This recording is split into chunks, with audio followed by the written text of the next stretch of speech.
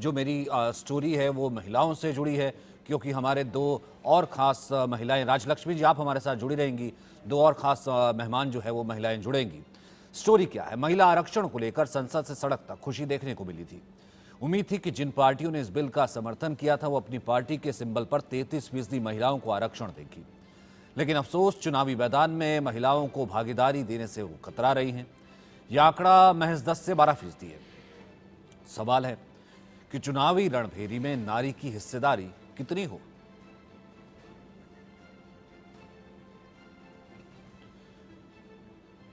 इससे पहले हमने देखा है कितने ओबीसी हैं, कितने दलित हैं, कितने आदिवासी हैं, और उस सवाल का जवाब सिर्फ कास्ट सेंसस से मिल सकता है। तो मेरा सरकार को एक सुझाव है, सबसे पहले ये जो महिला का बिल है इसको आप पास कीजिए, आज पास कीजिए, ये जो आपके लागू कीजिए, और ये जो डिलिमिटेशन है जो आपने बोला है और ये जो सेंसस है इसकी कोई जरूरत नहीं है। 33% आप महिलाओं को सीधा दे दीजिए। मध्य प्रदेश कांग्रेस और बीजेपी ने उम्मीदवारों के नाम का ऐलान कर दिया है और बीजेपी कांग्रेस की अगर बात की जाए तो 13% जो है टिकट महिलाओं को दिए गए हैं। हम चर्चा करेंगे प्रदेश कांग्रेस कार्यालय में। 13% टिकट दिए गए हैं कांग्रेस की तरफ से, 30 महिलाओं को मैदान में उतारा गया है। कैसे देखते हैं? हालांकि बीजेपी ने 28 महिलाओं को टिकट। देखिए, हमेशा से कांग्रेस पार्टी हमेशा महिलाओं को ज़्यादा टिकट देती आई है, चाहे वो किसी भी पार्टी के आप आंकड़े उठाकर देख लीजिए। महिला सशक्तिकरण पर भी हम लोग काम करते हैं, और जो महिला हमारी जो प्रत्याशी हैं बहुत सर्वे के आधार पर और बहुत सोच विचार कर उनको प्रत्याशी बनाया गया है, और पूरी उम्मीद है कि जितनी भी हमारी प्रत्याशी हैं लगभग उनमें से जीतेंगी वो। महिलाओं के बारे में बोल रही हूँ, लेकिन महिलाओं में इतनी अभी मैं ग्रामीण एरिया से आ रही हूँ, अभी महिलाओं में इतनी जागृति नहीं है, उनको ये पता नहीं है कि हमारी सरकारें क्या कर रही हैं। अवश्य रुकेंगी, क्योंकि क्या है, महिला की बात आती है जहाँ, तो हम लोग सब एक हैं। कांग्रेस पार्टी हमेशा महिलाओं की और बच्चियों की, हमेशा उनके समय में भी जब 15 महीने का शासन था हमारा, तो हम लोगों ने बहुत विशेष ध्यान दिया था, और आगे भी हमारी गवर्नमेंट आएगी तो हम लोग इस पर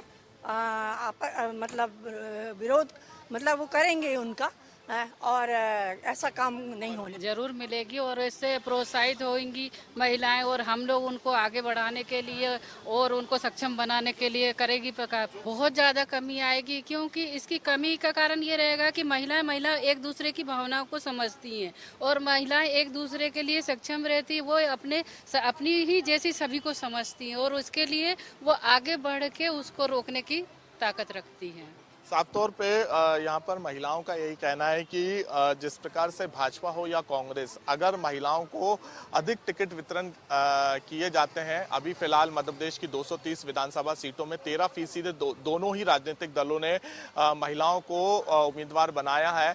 ऐसी स्थिति में महिलाओं का यही कहना है कि इससे क्राइम रेशो भी जो है महिलाओं के साथ जो घटित होती है, दुष्कर्म की घटनाएं या छेड़छाड़ की घटनाएं, उसमें भी कमी देखने को मिलेगी।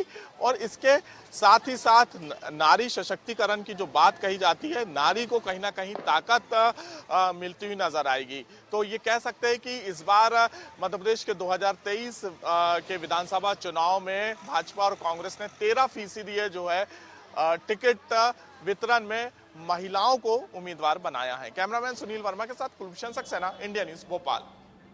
तो इससे जुड़ी एक और महिला से जुड़ी खबर हम ले लेते हैं। डिप्टी कलेक्टर बांगड़े का चुनाव लड़ने का इस्तीफा साफ हो गया। निशा बांगड़े, आपको याद होगा, इस्तीफा दिया था चुनाव लड़ने के लिए, सरकार ने मंजूर कर लिया। निशा बांगड़े ने चुनाव लड़ने के लिए इस्तीफा दिया था। कांग्रेस के टिकट पर निशा बांगड़े चुनाव लड़ेंगी। एमपी के आमला सीट से चुनाव लड़ेंगी निशा बांगड़े। तो निशा बांगड़े का चुनाव लड़ने का रास्ता साफ हो गया है, इस्तीफा उनका मंजूर हो गया।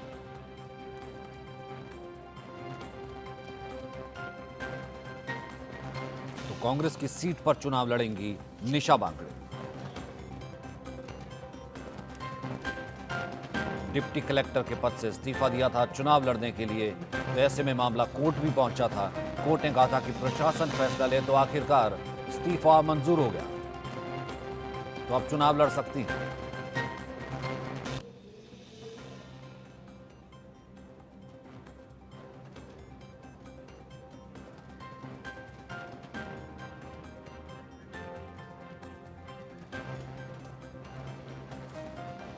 चलिए, यानी कि एक और महिला जो है कांग्रेस की तरफ से जो है वो चुनाव लड़ेगी। कलेक्टर थी वो, पहले डिप्टी कलेक्टर, लेकिन फिलहाल इच्छा यही कि नहीं राजनीति में आए, कुछ किया जाए, जैसी कि इच्छा रही होगी। नाहिदा लारी खान की जो हमारे साथ हैं, एसपी की प्रवक्ता हमारे साथ हैं, गायत्री राजेंद्र जो कि कांग्रेस की प्रवक्ता हैं, हमारे साथ गुंजन चौकसे हैं जो कि बीजेपी से हैं। सबसे पहले मैं आपके पास लॉरी जी आना चाहता हूं।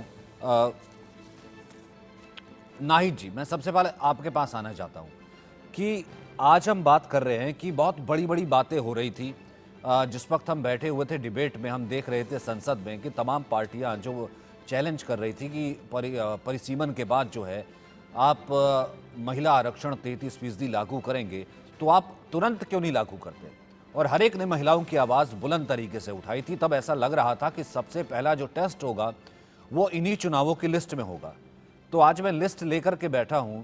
वो लिस्ट ये बताती है कि एमपी में 228 सीटें अब तक बीजेपी ने अनाउंस की हैं, उसमें से 28 महिलाएं हैं, यानी लगभग 12%। कांग्रेस ने 229, लगभग 30 महिलाएं हैं, लगभग 13%। और राजस्थान में भी ये प्रतिशत लगभग 12% है।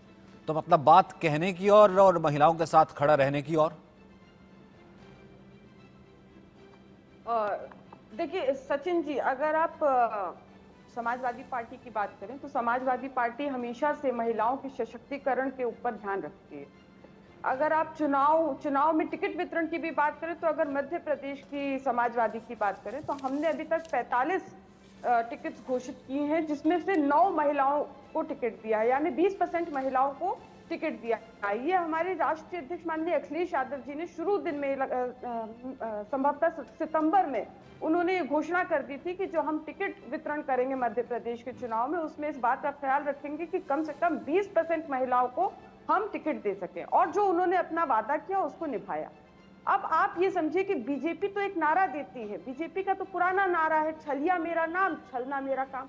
वो हर चीज में छलते हैं। अब उन्होंने जो महिला रिजर्वेशन बिल लाए उसमें भी महिलाओं को छलने का काम किया। 33% रिजर्वेशन की बात करते तो कम से कम 33% महिलाओं को तो टिकट देना चाहिए था, लेकिन नहीं दिया, केवल 12% महिलाओं को टिकट दिया। तो हमारी तो समाजवादी पार्टी तो शुरू दिन से मांग करती रही। हमने हाउस में भी मांग किया, हमारी जो सांसद हैं डिम्पल यादव जी, उन्होंने हाउस में भी मांग किया, जो महिला आरक्षण बिल लेकर आए वो हालांकि अभी इसको लागू भी नहीं होना है, ये तो 2039 में लागू होगा।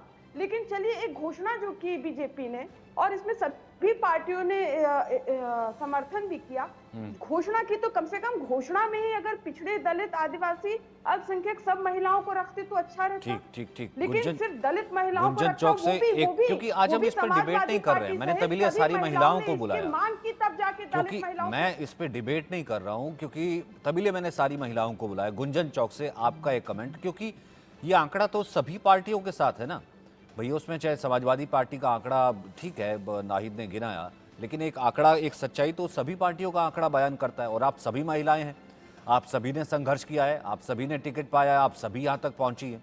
तो वैसी एस्पिरेशन जो है उन महिलाओं की भी है जो उस वक्त जब वुमेन रिजर्वेशन बिल पास हो रहा था, कानून बन रहा था, तो वो टकटकी लगाए देख रही थी कि अब हमारा भी रिप्रेजेंटेशन होगा, लेकिन नहीं हो रहा। देखिए, सबसे पहले तो आप सभी को नवरात्र की शुभकामनाएं, विजयदशमी की शुभकामनाएं। हमने नारी शक्ति का जो पर्व है, हम अभी उस पर्व का सेलिब्रेशन कर रहे हैं और ये दिखाता है कि कैसे भारत सनातनी देश है और कैसे भारतीय जनता पार्टी ने हमेशा से इस सनातन का, हमेशा सनातनी रहे हैं और इसका पूर्ण रूप से प्रचार प्रसार किया है और हमेशा इस पर विश्वास रखा है। तो देखिए, ये भारतीय जनता पार्टी जिसकी आप बात कर रहे हैं, 33% का रिजर्वेशन जो हमारे माननीय प्रधानमंत्री नरेंद्र मोदी जी ने दिया है, ये नारी को और सशक्त बनाएगा, नारी को और स्वावलंबी बनाएगा, नारी को और आत्मनिर्भर बनाएगा। आप देखिए, और ये कोई आज इसको कई लोग इसे चुनावी मापदंड कहते हैं, जो कहीं से भी चुनावी मापदंड इसलिए नहीं है क्योंकि ये मध्य प्रदेश में भारतीय जनता पार्टी ने 50% का रिजर्वेशन पंचायती चुनाव में दिया था। आप देखिए, तब से महिलाओं, क्योंकि एक ही उद्देश्य है भारतीय जनता पार्टी का, वो है नारी सशक्तिकरण। जनता की सेवा, जनता का विकास। और आज Bharatiya Janata party women lead government की बात कर रही है। और देखिए, ये ऐसा नहीं है कि ये 33% रिजर्वेशन की आप जो बात कर रहे हैं हम आज से उसे शुरू कर दें। हम पहले कई वर्षों पहले से इसको लागू कर चुके हैं। 50% का रिजर्वेशन, जैसे मैंने बताया, नगरीय निकाय चुनाव में दिया गया है। महिलाएं पूर्ण रूप से राजनीति में हैं और उसका महिलाओं के द्वारा ही नेतृत्व दिया जा रहा है, हर लेवल पे दिया जा रहा है। और रिजर्वेशंस की अगर हम बात करूं तो भारतीय जनता पार्टी ने पुलिस भर्ती में 35% रिजर्वेशन दिया, भारतीय जनता पार्टी ने सरकारी नौकरियों में 35% रिजर्वेशन दिया, भारतीय जनता पार्टी ने आज महिलाओं को सशक्त करने के लिए हर वो वेलफेयर स्कीम्स लेकर आए हैं जहां पे महिला सशक्त हो, स्वावलंबी हो और आत्मनिर्भर हो। और आज भी हम देख रहे हैं पैनल पे आपने महिलाओं को बैठाया हुआ है, जो दिखाता है कि भारतीय जनता पार्टी ने महिलाओं को मौका दिया है भारतीय जनता पार्टी की बात रखने का अपने प्रदेश की जनता के सामने। और ये भारतीय जनता पार्टी है जिसने मतलब आप लाडली लक्ष्मी योजना शुरू की। मतलब आप नाहिद का मौका जो एसपी ने दिया, आप अभी तो मैं गया भी नहीं, अब मैं गायत्री राजेंद्र पुरोहित को मौका जो किस तरीके से कांग्रेस को दिया, उसका क्रेडिट भी आज जो है आप नवरात्र विश करके खुद ले जाना चाहती हैं, है ना? बहुत बढ़िया। मैंने तो कहा कि यही हमारे सनातन को सर्वश्रेष्ठ बनाता है, यही हमारे भारत का डंका पूरे देश में बजाया जाता है। G20 की समिट हुई, कैसे भारत का डंका पूरी दुनिया के सामने बजा, कैसे पूरी दुनिया भारत की संस्कृति, भारत के सनातन धर्म के आगे अपना सर झुका के गई। पर ये लिस्ट बेटर हो सकती थी मैम, ठीक है, पर ये लिस्ट बेटर हो सकती थी एज ए वुमेन कैंडिडेट या फिर जो बीजेपी की प्रवक्ता है और महिला फेस है, आप इससे एग्री कर सकती हैं। ठीक है, एक कमेंट मैं गायत्री का ले लेता हूँ, फिर उसके बाद मैं आऊंगा राजलक्ष्मी जी के पास। ठीक है गायत्री। नमस्कार, धन्यवाद। जैसे कि अभी बताया गया कि महिलाओं रिजर्वेशन बिल जो है वो पास किया गया, परंतु हम सभी जानते हैं कि एक तरीके से महिलाओं को बेवकूफ बनाया गया। मैं खुद एक महिला हूं और जब मुझे पता चला कि महिला रिजर्वेशन बिल पास हो रहा है तो मैं खुद टीवी के सामने से टकटकी लगा के बैठी थी और बहुत खुश थी कि चलो हमको और चांस मिलेगा। क्योंकि जब कांग्रेस की सरकार थी तो जो पंचायती राज है उसमें रिजर्वेशन हुआ था, जिसकी वजह से चुनाव लड़के और आज मैं सबसे कम उम्र की जिला पंचायत सदस्य बन पाई। तो मेरे मन में ये था कि चलो कोई भी पार्टी हो, अगर वो रिजर्वेशन ला रही है तो भारतीय जनता पार्टी मिलेगा। परंतु दिक्कत ये है कि भारतीय जनता पार्टी हमेशा करने और चीजों को लागू करने में हमेशा अलग होती है। वो महिलाओं को झुंझुना पकड़ा देती है, जबकि आज मध्य प्रदेश में महिलाओं की हालत जो है वो हम सभी जानते हैं। हर दिन 17 रेप केसेस मध्य प्रदेश में होते हैं, जबकि 10 में से 7 महिलाएं घरेलू हिंसा, छेड़छाड़ और उत्पीड़न की शिकार है। उसके बाद में भी भारतीय जनता पार्टी को महिलाओं से कोई लेना देना नहीं होता। उसके अलावा अगर बात की जाए कि भारतीय जनता पार्टी ने महिलाओं के लिए क्या किया, तो सिर्फ यही एक जुमला पकड़ाया है विमेन्स रिजर्वेशन बिल के नाम पे। वहीं कांग्रेस पार्टी उस समय से, हमने सबसे पहली महिला गवर्नर दी भारत को, हमने सबसे पहली महिला प्रधानमंत्री दी भारत को, हमने राष्ट्रपति दी भारत को, महिला पहली। और हमेशा से ही हमारी पार्टी जो है वो महिलाओं को आगे लेने के लिए सोचती आई है और ये करती आई है कि महिलाओं को जो है उनका बरोबर का हक मिले। वहीं भारतीय जनता पार्टी जो ये नारा देती थी कि बहुत्वा नारी पर अत्याचार, अब की बार मोदी सरकार बेटी बचाओ बेटी पढ़ाओ, आज उस पार्टी के राज में महिलाओं की हालत इतनी नीचे गिर गई है और इस प्रकार से महिलाओं को बेवकूफ बनाया जा रहा है। जब मैं क्षेत्र में जाती हूँ, जब मैं अपने गांव की महिलाओं से मिलती हूँ और जब मुझे उन्हें बताना होता है कि आपको ये जो बोला गया है, वो मुझसे पूछती है कि अरे वो मोदी जी महिला रिजर्वेशन की बात कर रहे थे ना, महिला आरक्षण की बात कर रहे थे, क्या हुआ दीदी? तो मैं जब उनको बताती हूँ कि वो सिर्फ बात ही कर रहे थे, हकीकत कुछ और है और अभी कई सालों तक नहीं मिलेगी। और काफी सारी महिलाएं जो बुजुर्ग हैं, जो चाहती है लड़ना, दिखा देती गायत्री जी, जैसे आपको मौका दिया वैसे और को भी मौका मिल जाता है मध्य प्रदेश पे भी। नहीं, जैसे आपको मौका मिला वैसे औरों को भी मिल जाता। ठीक है, मैं अब नहीं इसको डिबेट में कन्वर्ट नहीं करते हैं। ठीक है, नहीं मैं आप सारी महिलाएं, मैं इसको डिबेट में कन्वर्ट नहीं करता हूँ। लेकिन राजलक्ष्मी जी, अब बात ठीक है, ये टिकट में रिफ्लेक्शन मैं देख रहा था, इसलिए मुझे ये 12% के करीब ये आंकड़ा लगा महिलाओं का। भैया जब आप राजलक्ष्मी जी 14 लाख से ज्यादा महिलाएं जो है, ठीक है, एक सेकंड गायत्री जी जब आपका नंबर आएगा फिर मैं वापस आऊंगा।